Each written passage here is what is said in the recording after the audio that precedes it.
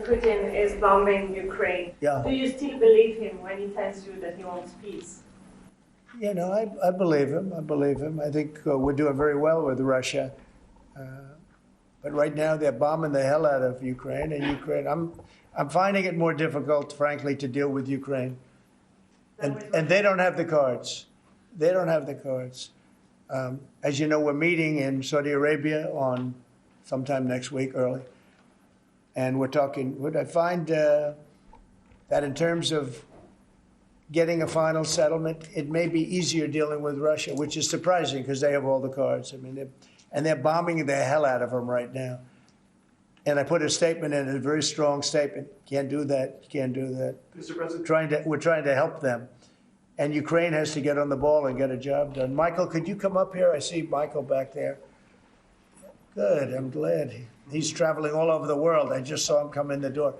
Could you give a little definition of what's going on, please? Sure. Well, the president has been crystal clear, and he's been clear to all sides. The fighting has to stop. Both sides need to get to the table. We had a good engagement. Both leaders have said only President Trump could do so, and only he has been able to do so. We had an initial engagement with the Russians.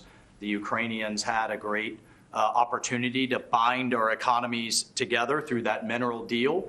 Unfortunately, that didn't go so well, but we think we're going to get things back on track. Secretary Rubio, myself, and the Ukrainian delegation will be meeting in Saudi Arabia next week to get these talks back on track, get a ceasefire in place, and drive peace home under President Trump's leadership. I think both parties want to settle. I think if I wasn't president, this war would have had no chance of settlement, zero chance. But I think we're going to get it settled and stopped. We got to stop. They're losing on average 2,000 soldiers a week. That's a lot of soldiers. Do you agree, Peter? It's a lot of soldiers on both sides, I agree. Do you, Mr. President, think that Vladimir Putin is taking advantage of the U.S. pause right now on intelligence and military aid to Ukraine? No, I actually think he's doing what anybody else would do. I think he wants to get it stopped and settled, and I think he's hitting them harder than he's been hitting them. And I think probably anybody in that position would be doing that right now. He wants to get it ended, and I think Ukraine wants to get it ended, but I don't see it's crazy. They're taking tremendous punishment.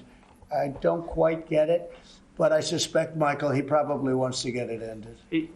He does, Mr. President. The Russians are taking incredible losses on the front. As the president has said, this is a meat grinder of people, of material, of national treasure, and no one else has any solutions except to let this war continue forever. But I'll add, the president has had multiple conversations and a visit from President Macron of France, Prime Minister Starmer of the United Kingdom. We have the NATO Secretary General coming next week.